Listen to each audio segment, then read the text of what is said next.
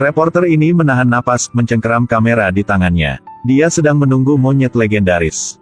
Tidak lama kemudian, di dalam air ada keluarkan satu kepala, membuat dia panik dan menekan tombol ambil foto. Tapi itu adalah foto terakhir kali bagi dia. Setelah reporter itu hilang, kakak dia datang untuk menyelidiki. Mendengar bahwa di hutan ini ada monyet air yang sangat ganas, suka bunuh manusia dan culik anak-anak kecil. Orang-orang percaya takhayul menganggapnya sebagai dewa, tidak berani menghina. Gadis itu baru saja memasuki desa menemukan lencana reporter adiknya di mayat. Dia ingin bertanya, tetapi penyihir itu berteriak, "Tolong selamatkan hidup kami, Tuan Monyet Air." Orang-orang perlahan duduk, ini tidak membuat gadis ini takut. Langsung tanya lencana adik kenapa ada di sana, saat itu penyihir langsung diam. Pada saat itu kepala desa muncul, "Tolong hentikan." Ternyata gadis ini adalah forensik terkenal dari Shanghai. Sejak kecil, dia kehilangan ingatannya. Dibesarkan oleh orang tua tiri sampai dewasa. Walaupun adik dia tidak punya hubungan darah, tetapi seperti saudara sendiri. Kepala desa tidak berani cari masalah sama karakter yang begitu besar. Jadi anterin dia ke rumah, yang dulu adik dia tempati. Begitu masuk rumah, muncul halusinasi, ada 4 orang di dalam rumah. "Dokter Zuo, kau tidak apa-apa kan?" Dia tenang dan masuk ke dalam, adiknya meninggalkan banyak foto. Ada satu foto adalah paman yang ketemu tadi. Mati dia seperti tahu sesuatu. Tetapi dia sudah sangat lelah, ketiduran, dan mimpi. Di dalam kamar menjadi rawa, dalam rawa ada monyet air, dan adik sedang dikunci di sebelah sana. Zhao Gou. Dia bangun kembali, menemukan di lantai ada banyak bekas kaki baru. Diikut bekas kaki itu, buka lemari, melihat ada satu anak kecil bersembunyi di dalam. Dia nangis dan katakan jika keluarga dia sudah dibunuh oleh monyet air. Gadis itu ingin bantu anak kecil ini. Keesokan harinya dia cari paman itu, ingin tanya sesuatu tetapi orang itu tidak peduli. Ini bukan kantor polisi, tidak dapat menyelesaikan kasus di sini, istri juga suruh dia cepat pergi. Kakek tua di sebelah sini juga sangat aneh, desa ini tidak terima. Dia juga tidak ingin cari masalah, keluarkan satu foto dan taruh di depan orang itu. Sampai malam paman itu ketok pintu, membalikan peninggalan terakhir adalah kamera punya adik dia. Dia awalnya tidak ingin ikut campur masalah monyet air, tetapi karena reporter membuat pikiran dia berubah. Sebelum pergi tidak lupa untuk ingatkan, jangan membuat monyet air marah pasti akan mati. Di gambar terakhir, gambar monyet secara bertahap muncul. Tetapi dia tidak tahu, paman yang berikan ke dia kamera sudah mati. Dan istri juga sama, mayat juga buang ke dalam toples rendaman ikan. Pada saat itu semua penduduk di desa panik, tetapi dia tidak percaya, memustus untuk terus menyelidiki. Hari ini di jalan pulang ke rumah. Seorang bisu mengejarnya, dia akhirnya mengerti. Petunjuknya ada di sumur di belakang rumah yang ditinggalkan. Seperti yang diharapkan, tubuh adik ditemukan di sini. Dia sudah lebih dari 1 bulan mati, dia menyeka air matanya, lalu memulai otopsi. Tanda gigi di leher sangat mirip dengan manusia, dibuat oleh monyet air. Dia memutuskan untuk pergi ke rawa sendirian, untuk menangkap pelakunya. Seperti yang diharapkan, monyet air muncul, dia dengan cepat mengambil pistol. Tetapi monyet air sangat fleksibel, dia tidak mengenai satu tembakan pun, monyet air bergegas ke arahnya dan hampir jatuh ke dalam air. Anak laki-laki itu menariknya ke belakang, baru saja mau duduk ketika dia dijambak rambutnya. Dia dengan tenang memegang pistol. Monyet air yang terluka melarikan diri, tetapi di kejauhan, ada suara kakek tua itu. Kurang ajar, berani menerobos hutan kayu hitam. Dia ditangkap berlututlah di depan dewa monyet. Orang tua itu berkata bahwa dia menyinggung para dewa sehingga dia harus dibunuhnya. Pada saat itu kepala desa datang untuk meminta dia dibebaskan.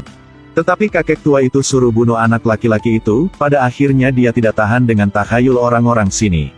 Itu pembunuhnya, kalian bahkan mengukir patung itu dan meletakkannya di atas sana. Dia membunuh orang dan dihormati oleh semua orang sebagai dewa. Dia mematahkan kepala sang idola, berjanji untuk menangkap monyet air. Tekadnya telah membangunkan banyak orang di sini. Mereka memutuskan untuk membantu dia. Mereka membuat rencana, mengatur jalan rahasia, laki-laki membuat senjata. Para wanita mengirimkan bukti ke inspektur polisi.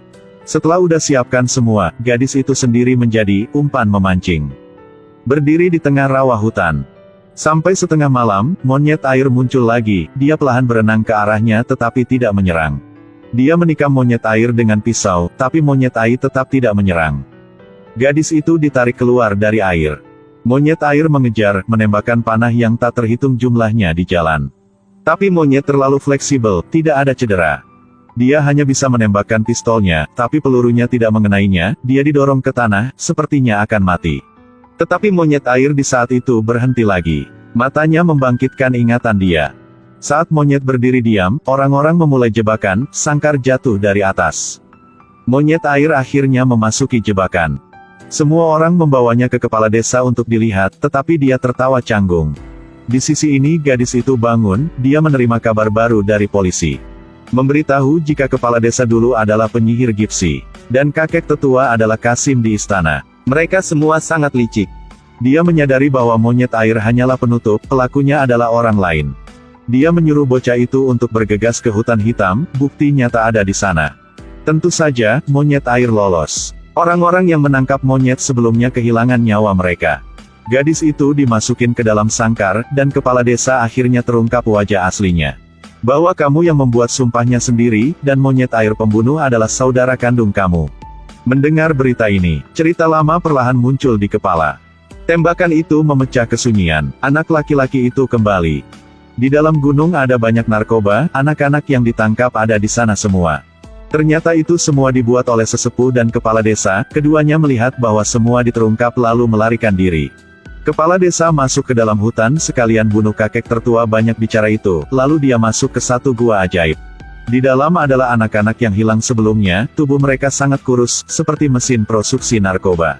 Tidak meninggalkan siapapun hidup-hidup, dia membawa mereka ke ruang rahasia. Lalu tutup pintu dan menuang air ke dalam, saat itu gadis memegang pistol dan masuk ke dalam ruang rahasia punya kepala desa. Tetapi tidak tahu bahwa kepala desa sudah segera pasang jebakan. Kaki gadis itu terluka, pistol juga jatuh ke tangan kepala desa. Kepala desa memainkan seruling, monyet air muncul. Dia menunjuk gadis itu dan berkata kepada monyet air, itu saudari yang meninggalkanmu.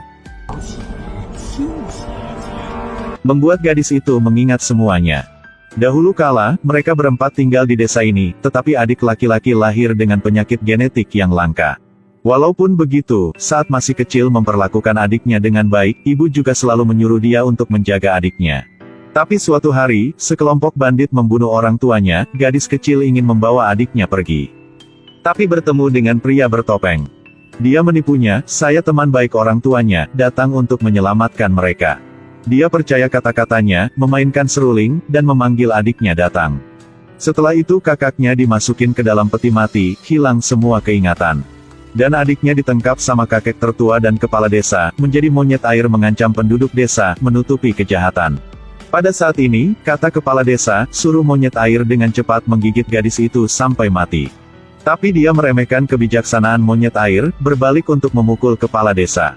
Adik laki-laki itu mengembalikan seruling itu kepada kakaknya, ternyata dia masih ingat semuanya. Dia masih ingat sejak masih kecil, jika kamu mendengar seruling, itu berarti kakak memanggil kamu pulang ke rumah ya.